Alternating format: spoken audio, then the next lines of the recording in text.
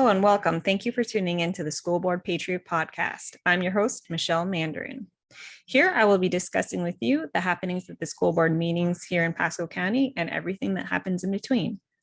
So today I'm going to be talking about the school board meeting that happened this past Tuesday on June 7th. And I just want to apologize for my video being posted a little late. I had life happen, but so I want to apologize. So there's a couple of topics that I want to cover.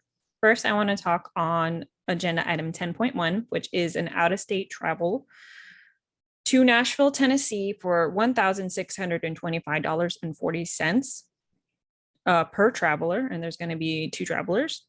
So the thing with this money that they spend on training, I already knew that this funding that they have, that they get from these grants, they have strings attached to them. One being going to these out-of-state travel training sessions and conferences. You won't be surprised to know that this out-of-state travel, which is called Planning for Impactful Growth, Conscious Discipline Leadership Training, you won't be surprised that it is linked to social and emotional learning and the group or organization called CASTLE. Well, I've touched on CASTLE before, if you guys don't remember.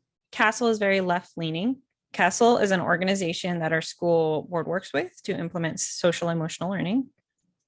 They define social emotional learning as the process through which all young people and adults acquire and apply the knowledge, skills, and attitudes to develop healthy identities, manage emotions, and achieve personal and collective goals, feel and show empathy for others, and establish and maintain supportive relationships and make responsible and caring decisions, and also help address various forms of inequity and empower young people and adults to co-create thriving schools and contribute to safe, healthy, just communities.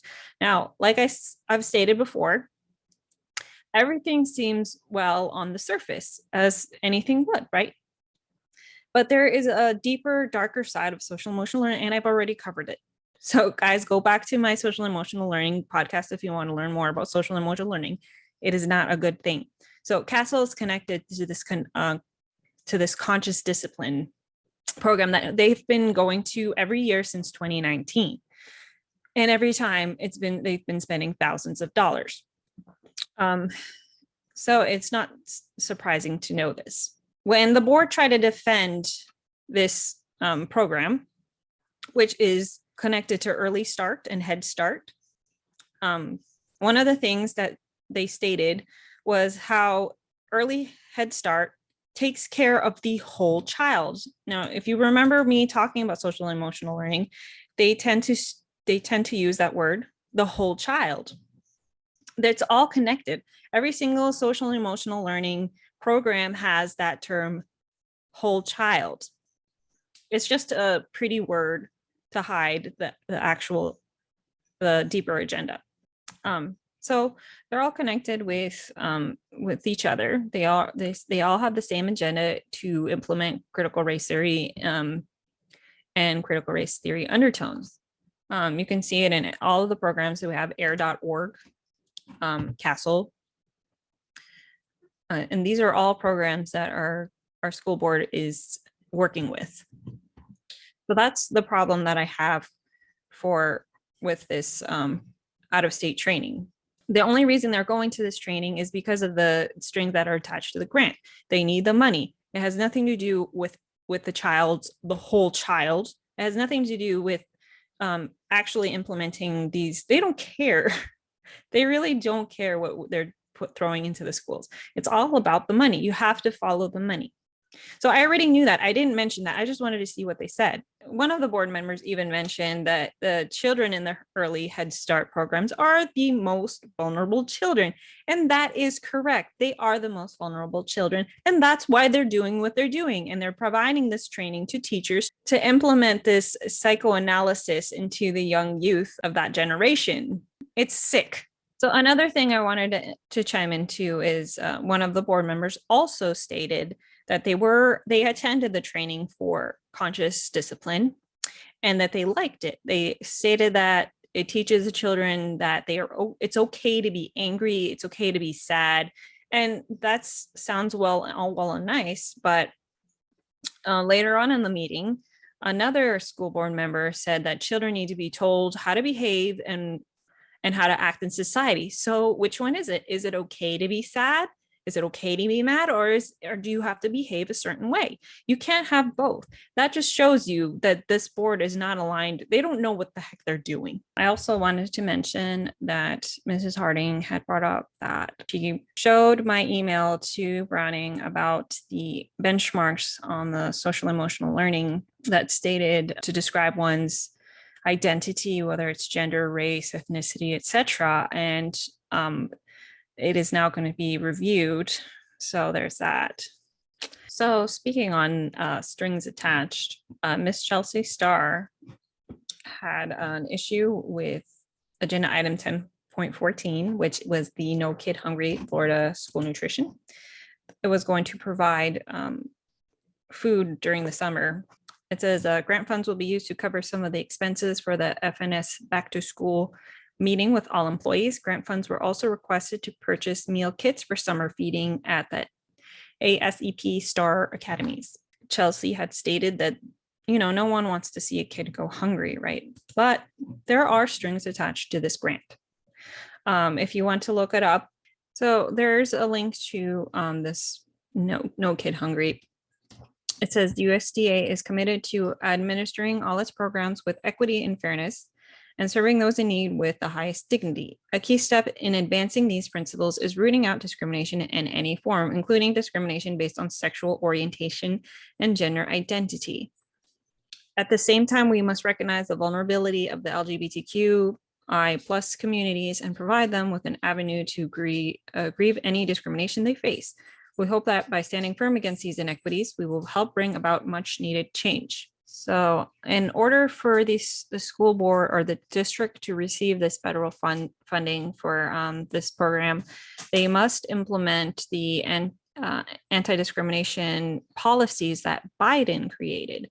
On TennesseeStar.com, it states the Biden Department of Agriculture,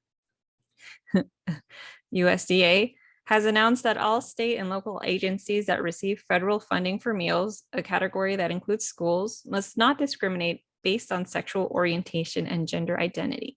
So the interpretation means, and I quote, that receive funding through the federal school lunch program could face the loss of those funds if they prohibit biological males who claim to identify as female from using the girls' bathroom. Okay, so as a result of USDA's interpretation of sex discrimination, the agency says all state and local agencies, program operators, and sponsors that receive funds from the FNS must investigate allegations of discrimination based on gender identity or sexual orientation. Those organizations must also update their non-discrimination policies and signage to include prohibitions against discrimination based on gender identity and sexual orientation, the notice states. So this just shows me that we need to keep an eye on our policies. That is actually very easy to miss. There's a lot of policies, a lot that there's a lot of policies that I've just learned about within our schools. There is a unwritten policy about the bathrooms as whoever identifies as said gender can enter the bathroom they wish. And it has only resulted in children and teenagers abusing that privilege. Okay, so there's that. Very important to keep in mind. And it was approved. This No Kid Hungry was approved by everybody. So Mrs. Yuengling came up with a couple of concerns, one being 10.18, and it is a $1.3 million grant. Not much is being said about it. It says Title IV funds are used for equity purposes.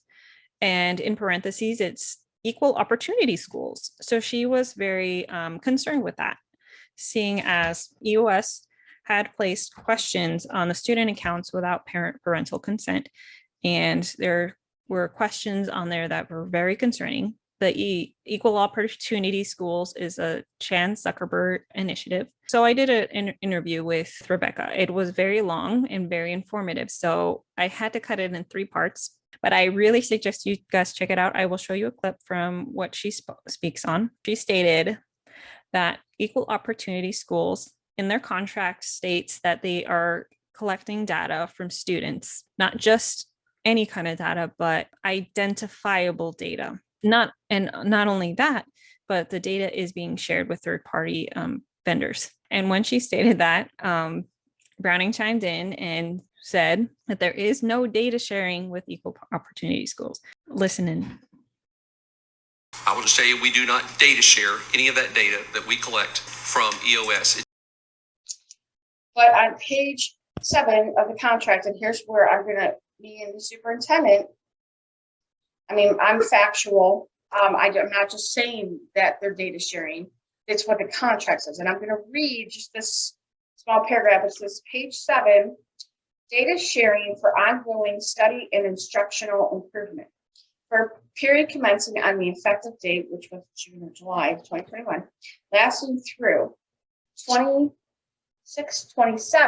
academic school year, the district will, on a regular basis, if requested, provide equal opportunity schools with data files, current and historic, containing the information contained in Exhibit C for all students who are in any high school listed on the cost and payment sections of this, and any other active agreement between the collaborators and data sets. Well, what is that?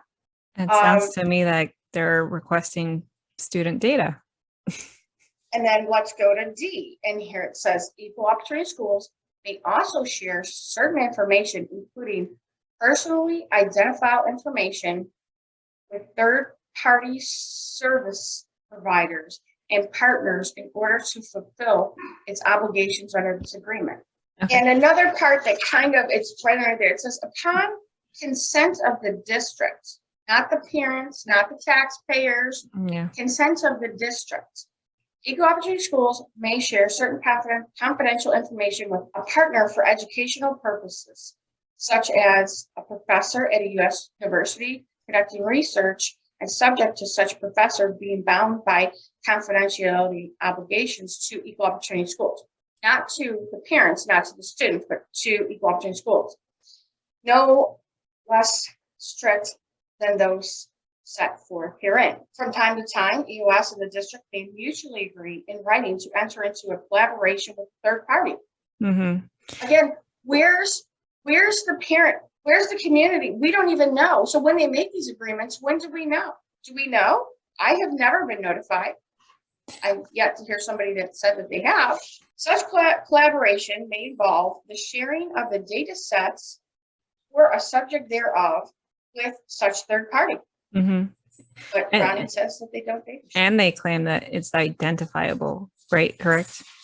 It states there. Yeah, I don't remember if it was Browning or if it was Mrs. Kuhn that stated that there's no identifiable information being shared if there is any data sharing. So that's another lie.